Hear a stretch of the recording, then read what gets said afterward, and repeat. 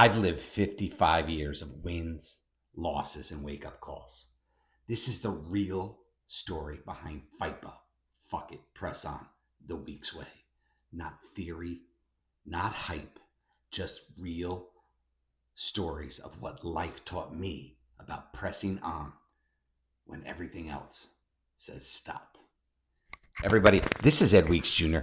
Today, I am sharing my story with you, something a lot of us don't want to talk about, something a lot of us avoid.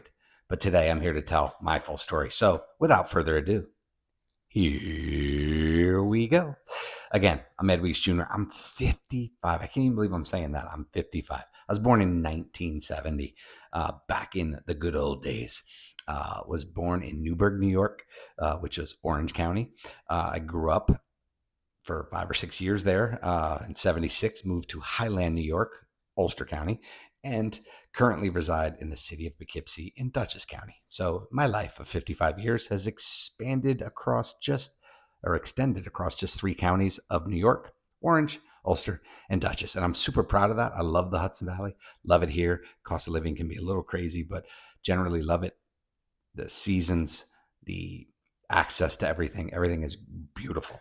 And I don't really plan going anywhere, and I'm dying here as well. So things that you don't want to talk about, but you realize sometimes you have to. That's life.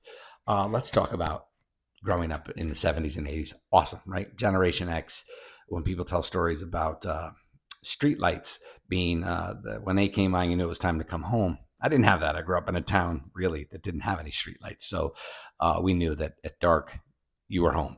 It was just a given, but we went, man. We went all day, all the time. So earliest story I can remember of Newburgh, I had a good friend in my neighborhood, Sean, and we used to love to climb trees.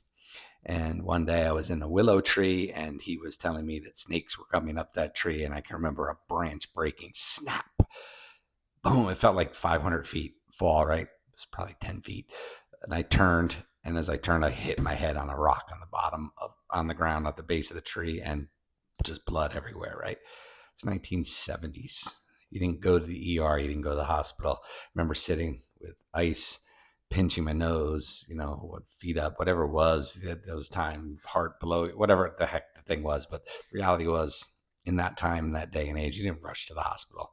Basically, eventually it stopped bleeding. And eventually, there's only a little dent on my nose from back then. But just one of those things that I see now and I laugh. But definitely one of my earliest memories. I mean, I had great sisters that painted my asses, busted my chops all the time as the youngest brother. There's so many family stories and great family, great parents. I often hear people have heartache, and I feel terribly for those people. I had a wonderful childhood with great parents. And, in the 70s, we moved out of the city of Newburgh up to the country of Highland. But it was great growing up in Highland. I had great local friends on my street, Lily Lake Road. Shout out to my Lily Lake crew. We spent many a day playing Dungeons and Dragons, playing wiffle ball endlessly, hours, playing football endlessly. This thumb was dislocated severely back in the day. One thing about me is I cried. I hated to lose. And anytime I did, or any team I supported lost, I cried. As a Jets fan, then as a Mets fan, still currently, I cried a lot of losses. When I lost in any sport I played, I cried. I was completely obsessed, psychotic, and passionate about winning. And when I didn't, I was an idiot, crybaby, whatever. But it was discouraged, and it was something that was frowned upon. And the reality was, it's my strength, and it's what I do now, and why I love entrepreneurship, and why I'm doing all the things that I'm doing. And put a book out about FIPO, the week's way, which, just so you know, on a side note, you can visit stan.store/weeks and check out all my offerings, one of which is my soon to be released book. With that being said, back to the crybaby. It definitely is something that should have been encouraged. It should have been developed. It should have been like, that was my strategic advantage, being obsessed to win. And coming back to that all these years later, 55, to realize that that's my advantage. I am passionate about winning. I am passionate about helping people my team, my community, my tribe win. And today, I can still get very emotional if I talk about certain things. If I am watching a movie that connects, and many of them do, I can connect. I can be bawling as I'm going through a TikTok if I'm consuming content. Like, I am very passionate still to this day and can be brought to tears. So I don't downplay it any longer. I put it out there. I drive with it. I lead with it because it's my passion. So that's that. Moving on from that, there's other pieces of childhood that were awesome. Sports. Loved the sports aspect. Loved Little League Baseball.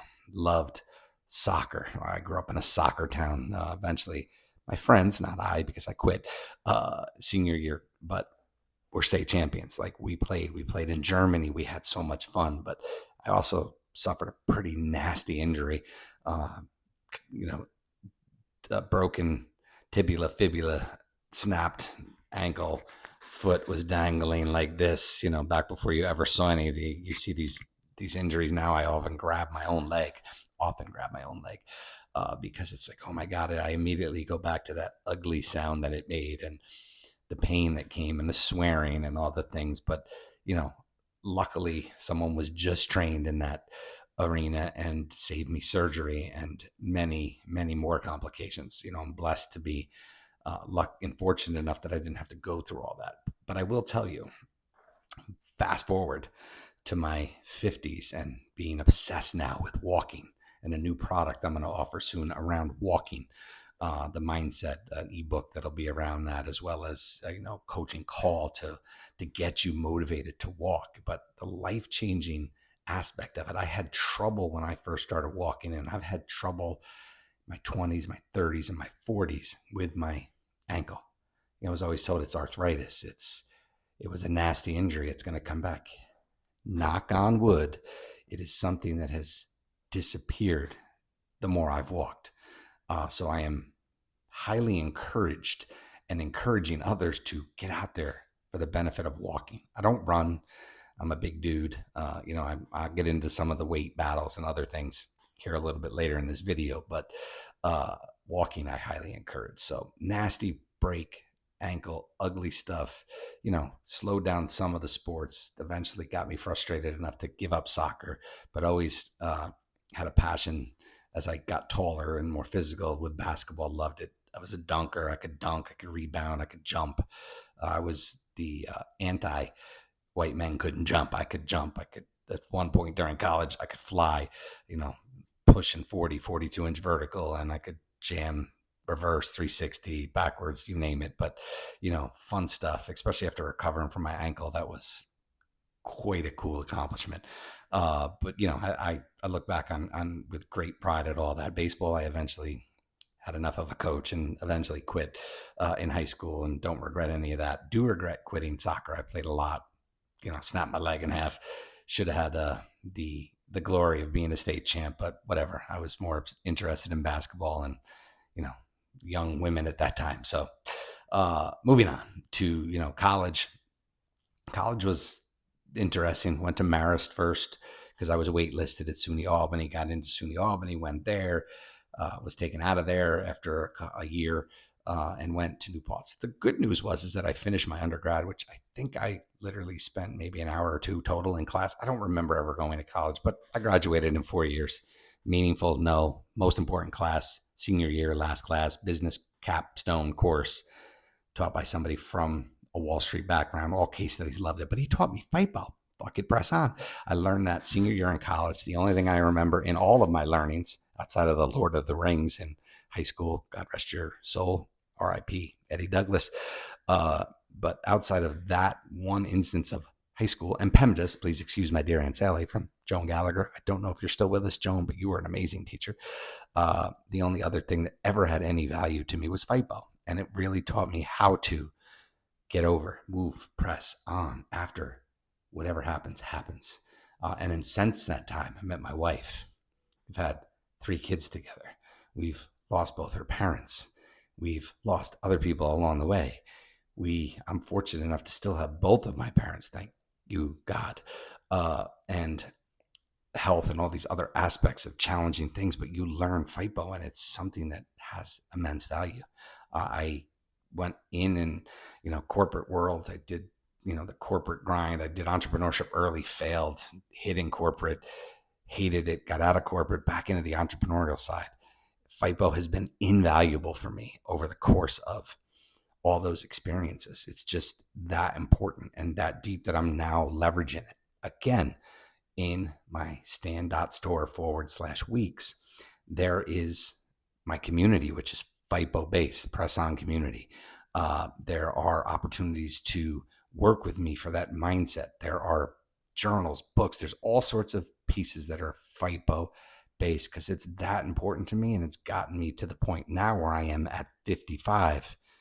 So excited for the future, so excited for the next steps in my journey. Great things are happening now. And, it wasn't that great just a year ago, like how to put a business under, how to go bankruptcy, how to do these things because of a lot of debt and all these pieces that, nobody tells you about. Here's the beauty, what you get with me. You get somebody who's experienced many different aspects. I used to say I've been to Main Street, to Wall Street, to the back streets, everywhere and in between. And I have a lot of experience and knowledge across a lot of different industries, which is awesome. But I also have amazing people around me, amazing people that I work with, amazing people inside of my network, people that I've mastermind with. The beauty of what AI has enabled is all these people and all the learnings and all the mastermind groups I spend money on with the Roland Frasers of the world, with the Dean Graziosis of the world, with the Tony Robbins of the world, all the Alex Hormozy pieces that are out there. I've put all of that.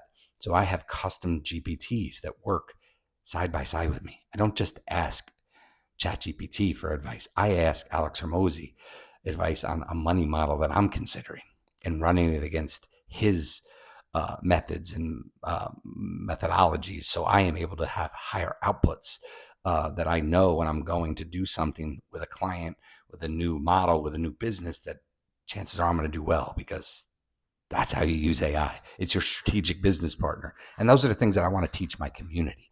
So again, I think the beauty of a confusing, can connect all the dots looking back to today, but man, no idea what the hell I was doing along that journey, but the benefit of all those different aspects and all those different positions, the entrepreneur failure, the entrepreneur wins, the entrepreneur failures, the over debts, all these things that many people struggle with, leaving corporate at 45, not really knowing what to do and going out into entrepreneurship. Then all the pieces that I can bring to the table for a community is why I'm excited about moving forward and doing all of these great things that I am planning to do. So, sorry, I got a phone call there.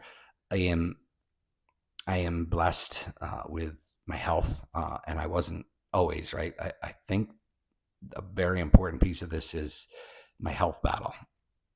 So in my late 20s, I was diagnosed with hyperthyroidism, which allowed me to be 6'3", 165 for many years of my life. I couldn't gain weight. It was not a physically possible thing. I could drink all the beer in the world. I could eat 5 Big Macs. I could down milkshake after milkshake that my mom would make me at a young age, and I couldn't gain weight.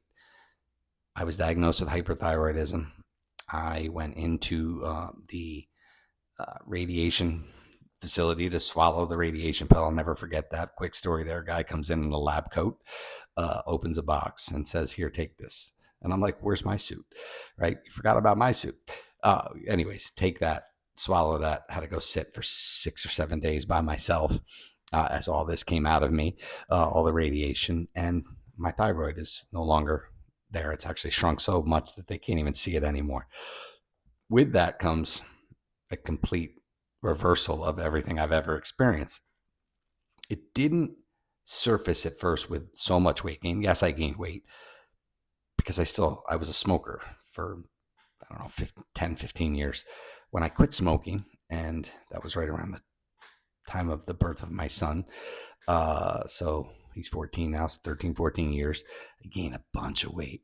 I pushed up to 300 plus pounds. So basically I almost doubled from when I was a young man who couldn't gain weight. And in that, unfortunately, went for a calcium scan and got the blockage in that nasty widowmaker, 70 some odd percent, and really thought to myself, I'm not ready to check out at a young age. So, knock on wood, I've been able to adjust lifestyle with walking, and walking has literally saved my life. It's definitely added years to my life. My blood work results are amazing. I've talked a little bit about the ankle pain and issues, and I had to push through in the early stages of walking. But man, I walk now 4.5, 5.5. Some days I like to do 6.5. Some days it is what it is. You just keep going. But the benefits are so immense, and I encourage everyone. And something I am putting into my stand.store /weeks is the walking component, motivation, an ebook, why you want to walk, the benefits of walking, how to stay motivated, how I stayed motivated, walking through the pain, knowing that maybe the first mile may feel like, oh God, why am I doing this? But once you get past that, it goes away. And that's so important. And then it becomes a half a mile that you have to do. And then it becomes, I get out of my driveway and I'm good to go. It's amazing how you change, and the health benefits that I'll gladly share that have come with the blood work, the lowest rates of cholesterol that I've ever experienced, the weight loss, pushing almost 50 pounds down. And that is, of course, I am on the newer medicines. I'm on low dose Zepbound. Not ashamed to say that. It's a benefit of the new age medicine that has definitely helped, but walking has done amazing things. And it did it before I took any of this stuff. It started to have the benefits then, and the benefits moving forward are crazy. So again, walking, huge component of my last few years, and it's going to be a mainstay of what I do for the rest of my life. Another piece that I want to add, I love to podcast. So this microphone, I not only have one, but I have two. And I have two for the simple reason that I want to, be able to bring people that are local with me to be able to walk and talk and podcast at the same time. It's something I'm going to add to the mix. And I'd love for you to be on it. So let's figure out how we can do that too. But all that being said, I'm super excited about sharing this story. I hope it's revealed a lot about me. I have so many other stories in my book, so that's definitely something to consider. FIPO is real. The mindset piece is real. Again, didn't understand it until I started to think about how I could have impact and leave impact when I'm gone. And a lot of that and capturing the stories and the fight, and a lot of what I do, even just putting this out there into the universe, is about the legacy, about my kids someday watching this. Or, I would love to be able to see into the mind of, I had a great aunt who was, a female entrepreneur who kicked ass. And I would love to know what her mindset was as she was going through the ups and downs of being a female farmer back in the day, because her husband left her and she had to provide for her family. I would love that look into her as a human being and what she was experiencing then. So again, not always ups. So that's it. I do a lot of this for the legacy side and to inspire. And I think one of the things that I've said, and I'll say it here again, the goal is to inspire and never retire. It's not a money thing. It's an impact thing. I think that's a great way to end this session. I appreciate anyone who's got through all 18, 19 minutes of this. I'm interested to see how this is broken up into clips that I will share across the platforms. Other than that, I hope you have a blessed day and continue to be great. Peace.